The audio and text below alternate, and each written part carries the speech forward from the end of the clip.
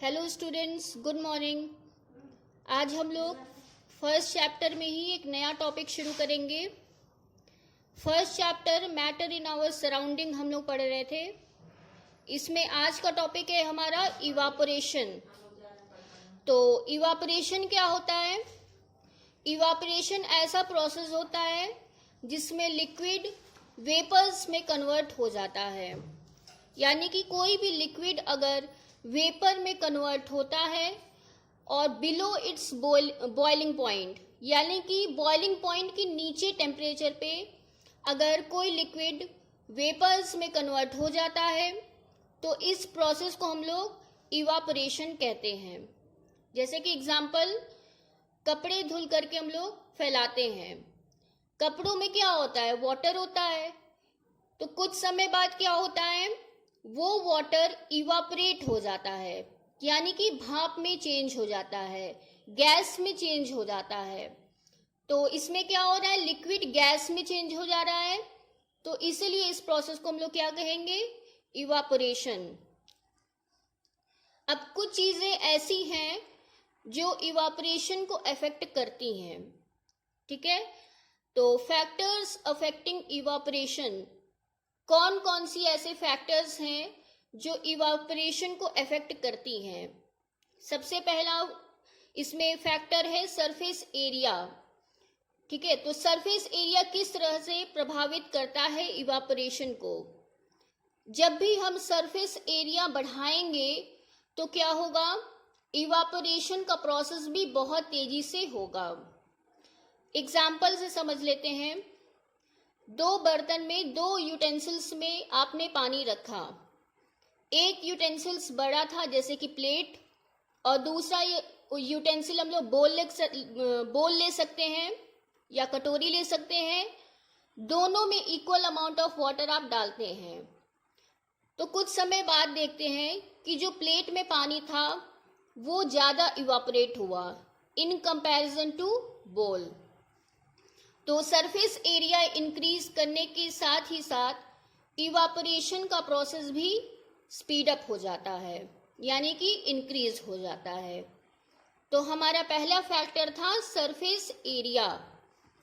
दूसरा फैक्टर है हमारा टेम्परेचर, यानी कि टेम्परेचर बढ़ाने या घटाने पे इवापोरेशन पे क्या प्रभाव पड़ता है।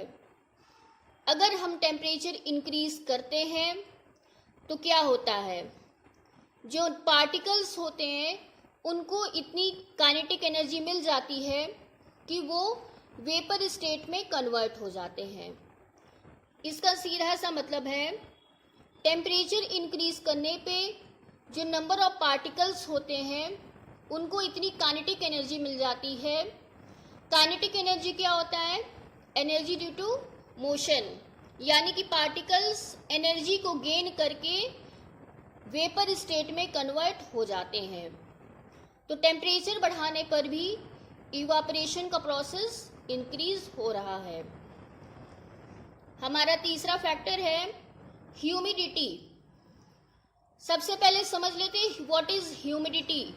ह्यूमिडिटी होता क्या है? The amount of water vapours present in the air is known as humidity, यानी कि एयर में कितना वाटर वेपर होगा उसी को हम लोग ह्यूमिडिटी कहेंगे। तो जब एयर में वाटर वेपर ज़्यादा होगा तो इवापोरेशन का प्रोसेस इजीली नहीं होगा, इसीलिए ह्यूमिडिटी बढ़ने पर इवापोरेशन का प्रोसेस स्लो हो जाता है। तो सरफेस एरिया और टेम्परेचर बढ़ाने पर इवापोरेशन का प्रोसेस इंक्रीज कर रहा था, बट ह्यूमिडिटी इंक्रीज होने पे इवापोरेशन का प्रोसेस डिक्रीज हो जा रहा है। ये हमारे तीन फैक्टर्स थे। चौथा फैक्टर है हमारा विंड स्पीड, ठीक है? विंड स्पीड यानी कि हवा की स्पीड। अब आप देखे होंगे कि जब कपड़ा धुल करके हम लोग डालते हैं तो हवा जब तेज होती है तो कपड़ा जल्दी सूखता है। ऐसा क्यों होता है? क्योंकि कपड़ों में जो वाटर होता है वो विंड के साथ मूव हो जाता है, यानी कि हवा के साथ वो इवापोरेट हो जाता है।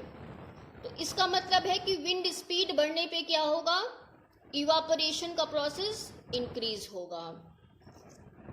With increase in wind speed the particles of water vapour move away with the wind. ये हमारे 4 फैक्टर्स थे जो इवापोरेशन को अफेक्ट कर रहे थे। अब कुछ क्वेश्चंस हम लोग देख लेते हैं। पहला क्वेश्चन है, how does evaporation cause cooling. इसका मतलब ये है कि इवापोरेशन होने से कूल कैसे होता है, कोई भी चीज़ कूल कैसी होती है, ठंडी क्यों होती है। क्योंकि जो पार्टिकल्स होते हैं लिक्विड के, वो आसपास की एनर्जी को एब्जॉर्ब कर लेते हैं, और जब ये वेपर बन करके उड़ते हैं तो उस एनर्जी को भी साथ ले जाते हैं। जैसे कि एग्जाम्पल पर्सपिरेशन, इसमें एग्जाम्पल में लोग पर्सपिरेशन देख सकते हैं। पर्सपिरेशन क्या होता है, पर्सपिरेशन का मतलब पसीना होता है। आप लोग ऑब्जर्व किए होंगे कि जब पसीना होता है तो ठंड महसूस होती है हल्की। ऐसा क्यों होता है, क्योंकि हमारे बॉडी पे जो वाटर ड्रॉपलेट्स होते हैं पसीने के, स्वेट के जो ड्रॉपलेट्स होते हैं वो हमारे बॉडी के हीट को एब्जॉर्ब करते हैं, और जब ये वेपर बन करके उड़ते हैं तो हमारे बॉडी की हीट को भी साथ में ले जाते हैं, जिससे क्या होता है, कूलिंग इफेक्ट आता है।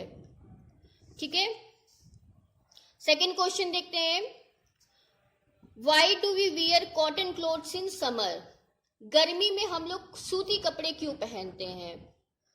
इसका कारण ये है कि कॉटन जो होता है वो गुड स्वेट एब्जॉर्बर होता है, यानी कि पसीने को, स्वेट को बहुत ही आसानी से एब्जॉर्ब कर लेता है, सोख लेता है। ठीक है, तो कॉटन क्या होता है, गुड एब्जॉर्बर होता है वाटर का, और क्या करता है, वो पसीना सोखने के बाद कॉटन उसको इवापोरेट कर देता है। हमारा अगला क्वेश्चन है, naphthalene balls disappear with time without leaving any solid. Naphthalene balls आप लोग देखे होंगे, घरों में कपड़ों वगैरह में रखते हैं। तो जब आप कपड़े में रखते हैं नैप्थलीन बॉल्स, उसके बाद कुछ समय बाद देखते हैं कि वो नैप्थलीन बॉल्स बचता ही नहीं है, कोई सॉलिड उसकी जगह पे नहीं बचता है। ऐसा क्यों होता है, क्योंकि कुछ सब्सटेंस ऐसे होते हैं जो सबलाइम होते हैं। सबलाइम यानी कि सब्लिमेशन का प्रोसेस जाते हैं। सब्लिमेशन मैंने पिछली वीडियो में समझाया था कि क्या होता है, जब भी कोई सॉलिड डायरेक्टली गैस में चेंज हो जाता है या कोई गैस डायरेक्टली सॉलिड में चेंज हो जाता है, तो उस प्रोसेस को हम लोग कहते हैं सब्लिमेशन। तो नैप्थलीन बॉल्स जो होते हैं वो डायरेक्टली गैस में चेंज हो जाते हैं। ठीक है, तो इसलिए कुछ समय बाद हम लोग को नैप्थलीन बॉल्स नहीं दिखाई देते हैं। हमारा अगला टॉपिक है डिफ्यूजन। डिफ्यूजन क्या होता है, डिफ्यूजन को सिंपली हम लोग कह सकते हैं इंटरमिक्सिंग ऑफ मॉलिक्यूल्स, यानी कि किसी भी मैटर की जो मॉलिक्यूल्स आपस में मिल जाते हैं तो उस प्रोसेस को हम लोग डिफ्यूजन कहते हैं। अब डिफ्यूजन कहाँ से कहाँ पे होता है, हाई कंसंट्रेशन से लो कंसंट्रेशन की तरफ होता है, यानी कि जहां ज्यादा मॉलिक्यूल्स होंगे वहां से मॉलिक्यूल्स लो कंसंट्रेशन की तरफ मूव करने लगेंगे।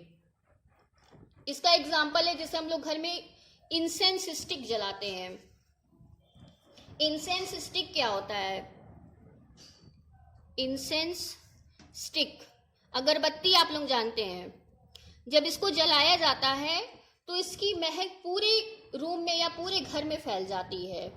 ऐसा क्यों होता है, क्योंकि जो इंसेंस स्टिक के मॉलिक्यूल्स होते हैं वो धीरे धीरे क्या करते हैं, पूरी जगह पे फैलने लगते हैं। तो इसी प्रोसेस को डिफ्यूजन कहा जाता है। तो डिफ्यूजन के प्रोसेस से जो अगरबत्ती के जो मॉलिक्यूल्स होते हैं पूरी जगहों पे फैल जाते हैं। या फिर आप लोगों ने घर पे देखा होगा कि घर पे जब भी कोई पकवान बनते हैं तो उसकी महक पूरे घर में आती है। ऐसा क्यों होता है, क्योंकि डिशेस के जो मॉलिक्यूल्स होते हैं वो भी धीरे धीरे पूरे घर में फैलने लगते हैं। तो मॉलिक्यूल्स की वजह से ही उनकी स्मेल हम लोग को आते हैं। तो डिफ्यूजन क्या हो गया कि हायर कंसंट्रेशन से लो कंसंट्रेशन की तरफ मॉलिक्यूल्स का मूवमेंट, इसे हम डिफ्यूजन कहते हैं। इसका एग्जाम्पल है, एक बीकर लेते हैं, इसमें वाटर रखते हैं और इसमें हम लोग थोड़ा सा कॉपर सल्फेट मिलाते हैं। सॉलिड होता है, ये ब्लू कलर का होता है कॉपर सल्फेट। जब इस वाटर में डालते हैं तो कुछ समय बाद देखते हैं कि वाटर का कलर ब्लू हो जा रहा है। क्यों हो जा रहा है ब्लू कलर? क्योंकि कॉपर सल्फेट की जो मॉलिक्यूल्स हैं वो वाटर के मॉलिक्यूल से मिल जाते हैं। तो ये भी डिफ्यूजन का प्रोसेस में हो रहा है। इसी तरह कॉपर सल्फेट की जगह KMnO4 हम लोग ले सकते हैं। KMnO4 का नाम क्या है? Potassium permanganate. पोटेशियम परमैंगनेट में जब पानी में मिलाया जाता है तो वाटर का कलर पर्पल हो जाता है। पर्पल क्यों होता है? क्योंकि पोटेशियम परमैंगनेट के मॉलिक्यूल्स वाटर के मॉलिक्यूल्स के साथ मिल जाते हैं, डिसॉल्व हो जाते हैं, इसलिए इसका कलर पर्पल दिखाई देता है। तो इन चीज़ों में डिफ्यूजन का प्रोसेस हो रहा है। तो ये हमारा फर्स्ट चैप्टर का लास्ट टॉपिक था। अब इसके बाद हम लोग आगे के वीडियो में सेकंड चैप्टर शुरू करेंगे। तब तक के लिए टेक केयर।